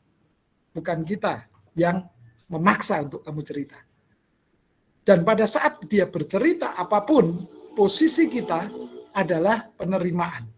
Karena keterbukaan itu harus diresponi dengan penerimaan. Sehingga dia mau berani lebih terbuka. Jangan langsung di-counter. Jangan langsung ditentang. Begitu dia terbuka kita, dan keterbukaan itu kadang-kadang nggak enak, tidak sesuai apa yang kita pikirkan. Ya kan? Keterbukaan itu nggak selalu kita pingini, kita dengar. Tapi jangan langsung kita counter. Terima dulu. Itu yang penting. Supaya apa? Privacy kita hargai. Silakan kalau kamu belum mau cerita sama papa mama, ya silakan, itu oke, it's okay.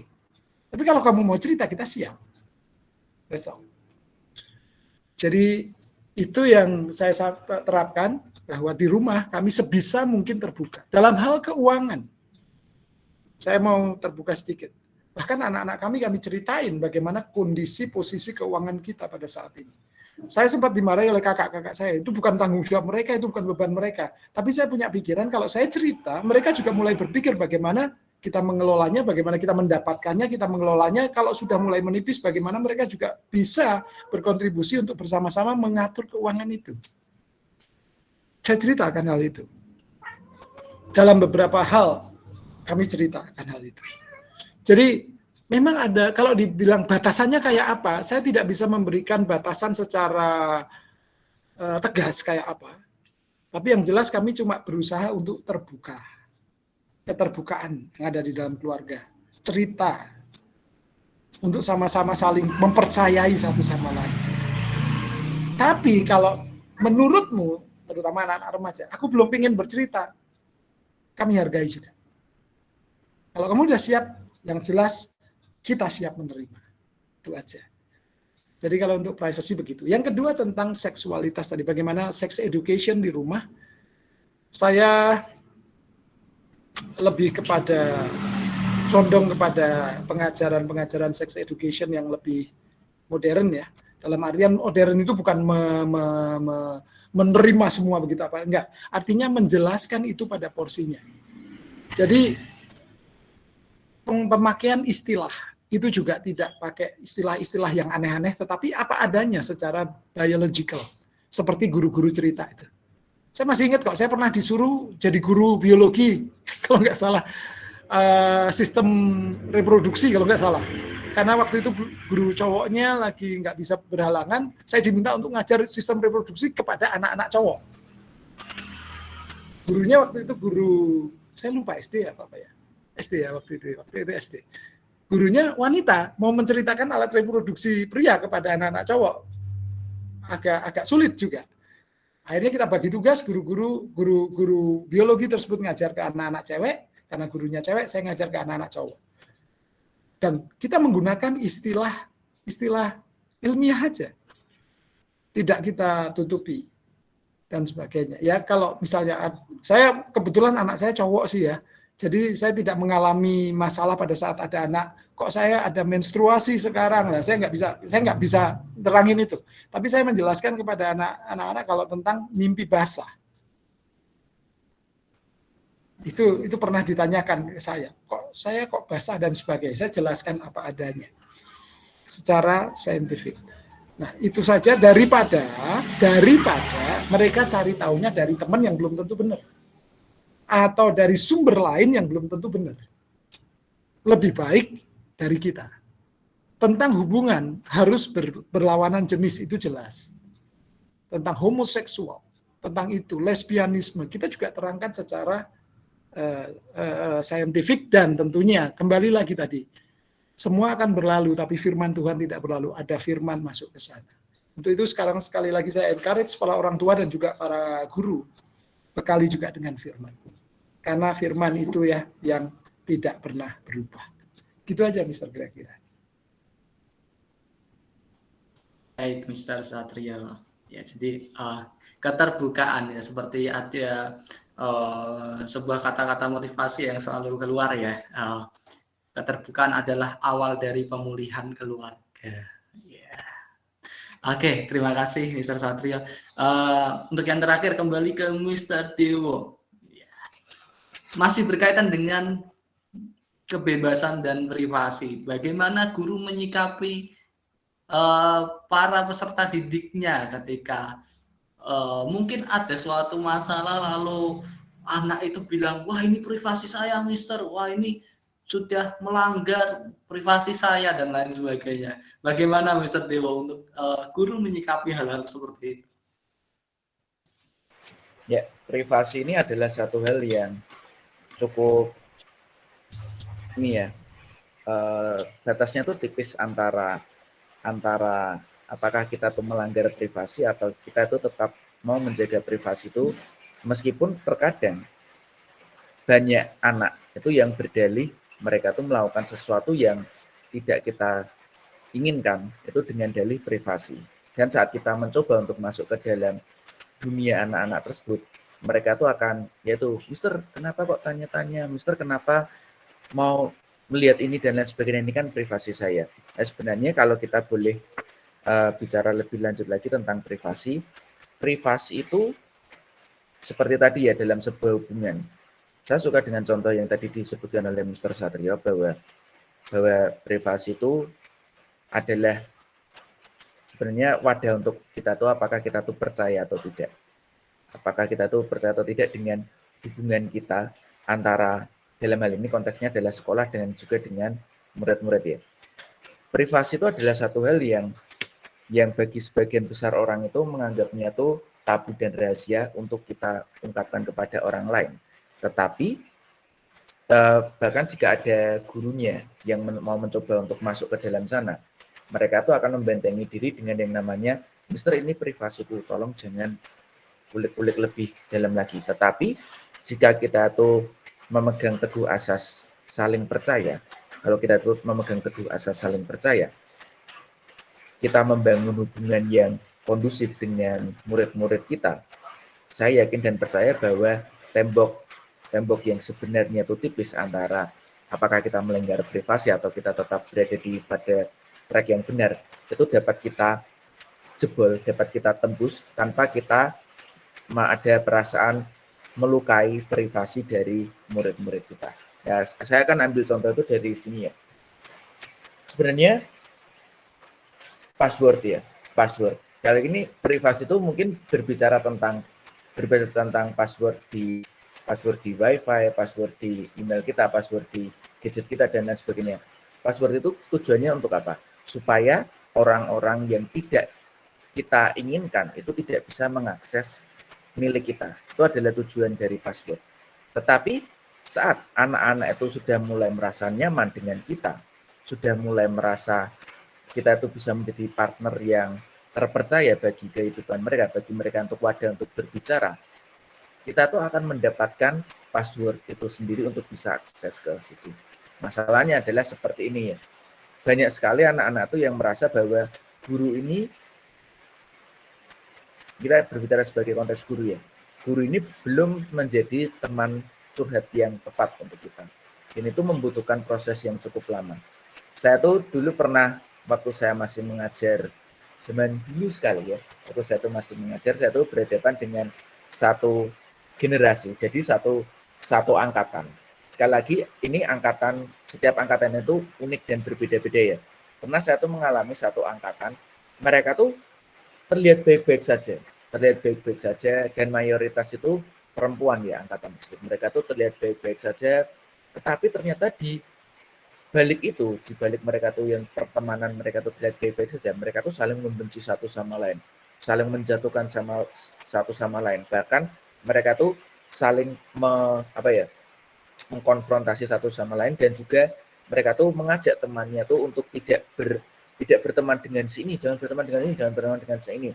Nah, kemudian akhirnya kenapa hal itu yang semula itu tidak kami ketahui sebagai guru, akhirnya tuh mulai terendus itu karena ada satu anak itu yang mulai merasa kebingungan mencari kemanakah dia tuh harus bertanya. Kebetulan polanya itu seperti ini ya, di angkatan ini ya. Jadi itu terdiri atas, ini yang saya soroti yang grup perempuan. Mohon maaf ya, bukannya saya mendiskreditkan satu gender atau tidak, tapi di grup perempuan itu ada polanya. Jadi bulan ini yang dimusuhi itu si A. Nanti dimusuhi oleh satu kelas, satu angkatan, si A ini. Bulan berikutnya gantian si B. Bulan berikutnya itu pernah terjadi. Pernah saya alami dan pernah saya coba tanggulangi ya seperti itu. Kemudian akhirnya waktu si A ini dapat giliran dalam tanda kutip untuk dijauhi teman satu angkatannya yang perempuan itu.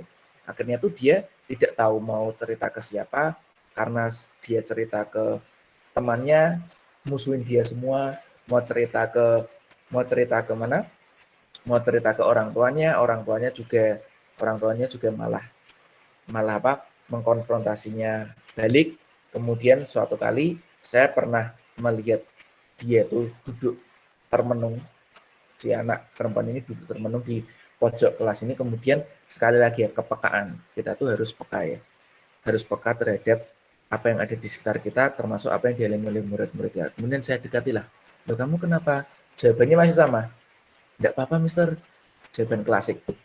Tidak apa-apa, ingat belum waktu. Kalau kita tidak segera menanggulanginya, itu menjadi suatu yang besar. Kemudian waktu itu saya melihat bahwa ini satu angkatan ini ada sesuatu tuh yang besar terjadi, dalam tanda kutip sesuatu yang buruk tapi besar terjadi. Kemudian akhirnya saya tanya mereka, mister, kamu kamu ada masalah dengan ini ya? Oh, enggak ada mister. Kamu ada masalah dengan ini ya? Tidak ada. Herannya lagi, satu angkatan ini mereka tuh sepakat bahwa mereka kalau ditanya oleh gurunya tuh jawabannya tuh sama, tidak ada masalah, dan saya berteman. Padahal kenyataannya tidak. Saya masuk ke dalam lagi, terlontar tuh kata-kata, mister ini kenapa sih kok tanya-tanya terus? Ini nih privasi kami, tidak perlu ikut campur mister, kami itu baik-baik saja. Padahal saya melihat bahwa mereka itu tidak baik-baik saja. Hingga akhirnya ada satu teknik itu yang saya ambil dari teman saya, kami menamainya saat itu surat kecil untuk Tuhan ya, surat kecil untuk Tuhan. Jadi kami dalam satu sesi setiap hari kami meminta murid-murid itu untuk menuliskan apapun yang mereka alami, yang mereka rasakan pada satu hari itu tanpa menyebutkan nama, anonim ya. Karena kalau mereka ada namanya, itu tadi, mister ini privasi saya. Jadi anonim semua. Kemudian kami pelajari, saya dan partner saya pelajari hingga akhirnya baru terkuliklah bahwa ternyata itu ada masalah yang cukup besar di dalam hubungan pertemanan mereka. Dan itu proses yang cukup panjang, bahkan setelah mereka lulus baru saja berdamai. Itu prosesnya itu panjang, tidak hanya 1-2 hari, tapi bulanan bahkan tahunan. Tetapi mereka itu akan mengalami pembelajaran yang luar biasa jika mereka itu bisa mengalami pendewasaan diri seperti itu. Dan kita tuh harus sebagai orang tua, sebagai guru, kita tuh harus pintar-pintar menemukan metode yang paling tepat untuk menembus batas ini privasi saya. Menurut saya seperti itu. Dan ingat sekali lagi bahwa metode ini juga mungkin bisa diterapkan di satu grup tertentu, satu orang tertentu, atau juga kurang berhasil di angkatan yang lain atau grup yang lain. Kita harus pintar-pintar mencari tahu bagaimana menembus privasi itu. Dan salah satu tandanya adalah saat anak itu bisa berbicara dengan kita tanpa ada tembok yang menghalangi kita. Seperti itu mungkin. Baik, terima kasih untuk Mr. Dewo dan Mr. Satrio untuk penjelasannya. Ya, tadi sudah cukup panjang kita membahas tentang relasi hati, keterbukaan, lalu privasi dan lain sebagainya, hubungan antara orang tua dengan anak, guru dengan para murid sekalian. Ya, kita sudah cukup banyak belajar. Terima kasih untuk Mr. Satrio dan Mr. Dewo atas materinya yang telah diberikan, cukup sangat-sangat menarik dan sangat memberkati kita semua. Kita tepuk tangan untuk Mr. Satrio dan Mr. Dewo. Oke, untuk menutup ada webinar malam ini, saya memberikan kesempatan untuk parents atau anak-anak untuk bertanya. Jika ingin bertanya silakan raise hand. Saya berikan kesempatan untuk 2 orang karena waktu terbatas.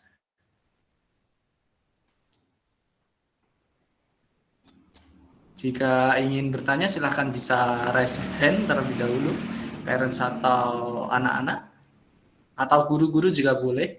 Ya.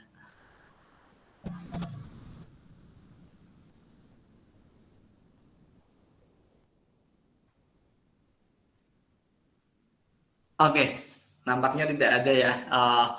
Mungkin kalau kita membahas tentang parenting ini tidak akan selesai ya, karena cukup panjang ya. Ini mungkin masih permukaannya saja ya, Mr. Satrio dan Mr. Dewo. Tapi dalam parenting masih ada sangat banyak pembahasan yang bisa kita bahas ya. Mungkin kita akan membahas ya materi parenting lagi di tahun depan ya dengan tema yang lebih menarik, lebih seru dan mungkin lebih menginspirasi para parents dan anak-anak dan guru-guru sekalian. Sekali lagi terima kasih untuk Mr. Satrio sudah meluangkan waktu, kiranya Tuhan memberkati pelayanan, pekerjaan dan keluarganya. Dan juga terima kasih untuk Mr. Dewo yang telah memberikan waktunya untuk sharing dan memberikan materi ya. Tuhan memberkati pekerjaan, pelayanan, dan keluarga. Terima kasih untuk parents dan anak-anak sekalian. Kiranya webinar ini bisa memberkati kita semua. Dan apabila saya memiliki salah kata atau kurang jelas dalam menjadi moderator, saya mohon maaf. Dan kita mungkin sebelum kita mengakhiri, kita akan sesi foto terlebih dahulu ya. Silakan parents atau anak-anak bisa on cam ya, kita foto biar ada kenangannya begitu ya. Oke, silakan bisa on cam.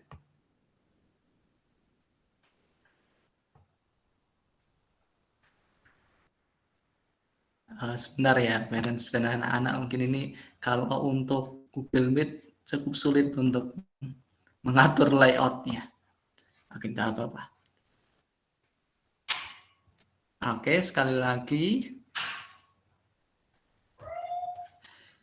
Oke, terima kasih parents dan anak-anak serta guru-guru yang telah membantu dalam webinar kali ini. Kita akan mengakhiri webinar pada sore hari ini dengan doa.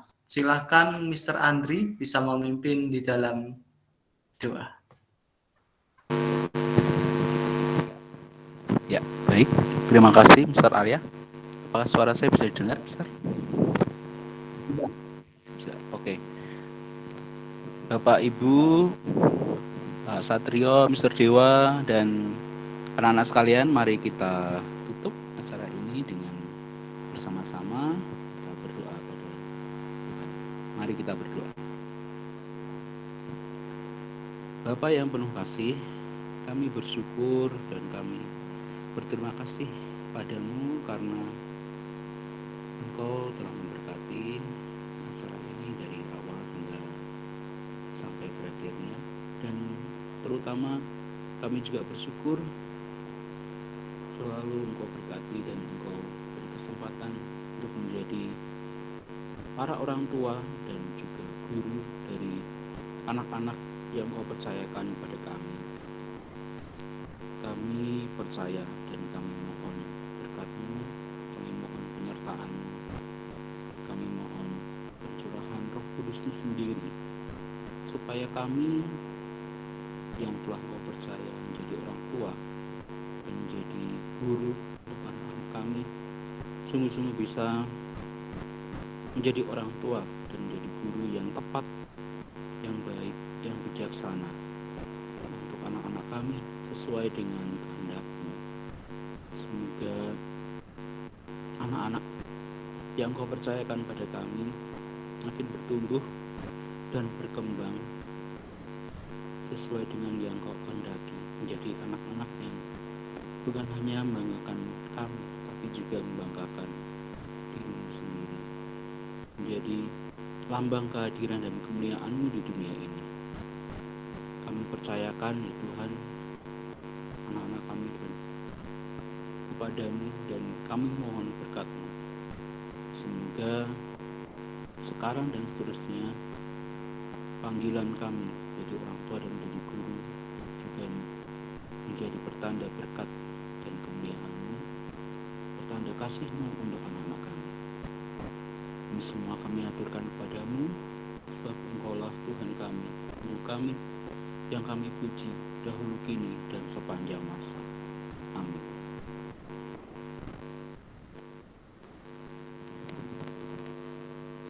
Terima kasih, Mr. Ayah. Terima kasih untuk partisipasinya pada sore hari ini. Untuk anak-anak jangan lupa mengumpulkan resume ya, atau ringkasan paling lambat besok hari Selasa pukul 3 sore. Terima kasih, selamat beristirahat dan Tuhan memberkati. Terima kasih Pak Satrio. Wah, Tuhan memberkati. Terima kasih. Terima kasih. Terima kasih, Mister. Terima kasih semuanya. Terima kasih, Mister. Terima kasih semuanya.